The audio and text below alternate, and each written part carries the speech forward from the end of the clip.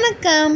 இன்றைக்கி பசங்களுக்கு பிடிச்ச மாதிரி ஒரு சூப்பரான லெமன் சாதம் செய்யலாம். இந்த லெமன் சாதம் எண்ணெய் வேர்க்கடலை இருக்காது, கருவேப்பிலை இருக்காது, பசங்களாம் எடுத்து வைப்பாங்க பார்த்திங்களா, அது மாதிரி இல்லாமல் நம்ம கொஞ்சம் லிமிட்டாக நம்ம போட்டு நம்ம செய்யலாம் இன்றைக்கி. சரிங்களா? அதுக்கு ஒரு பாத்திரத்தில் தேவையான அளவு எண்ணெய் ஊற்றிக்கோங்க. நல்லெண்ணெய் ஊற்றினா செம்ம சூப்பராக இருக்கும்.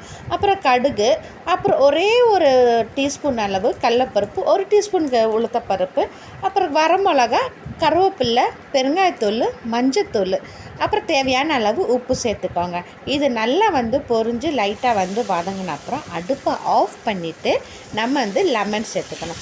நீங்கள் எத்தனை லெமன் வேணாலும் சேர்த்துக்கலாம். உங்கள் சாதத்துக்கு ஏற்ற மாதிரி நீங்கள் ஆட் பண்ணிக்கோங்க. நான் ஒரு 4 லெமன், சின்ன லெமனாக இருக்கிறேன், 4 எடுத்துருக்கிறேன்.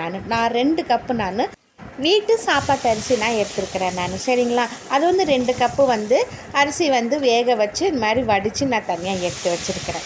இப்போ இந்த லெமனை அடுப்பை ஆஃப் பண்ணிவிட்டு நீங்கள் லெமன் ஊற்றுங்க. அடுப்பு ஆன்லேயே வச்சு நீங்கள் லெமன் ஊற்றினீங்கன்னா லெமன் ஒரு மாதிரி திகட்டட மாதிரி ஆயிரும். அதனால் அடுப்பை ஆஃப் பண்ணினா தான் அந்த புளிப்பு சொல்ல அப்படியே இருக்கும். சரிங்களா?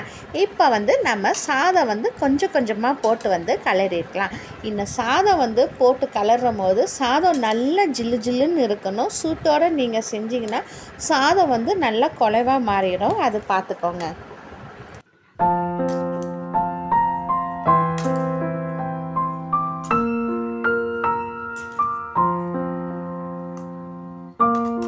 இப்போது சாதம் நல்லா கலரியாச்சு. பார்த்தாவே தெரியும் பசங்களுக்கு பிடிக்கிற மாதிரியே இருக்குது இந்த லெமன் சாதம்.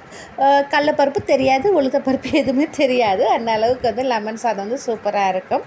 பசங்களுக்கு கொடுத்தாவே நல்லா ஜாலியாக சாப்பிட்றாங்க. ஃப்ரெண்ட்ஸ், உங்களுக்கு இந்த வீடியோ பிடிச்சினா லைக் பண்ணுங்கள். மறக்காமல் சேனலை சப்ஸ்கிரைப் பண்ணுங்கள்.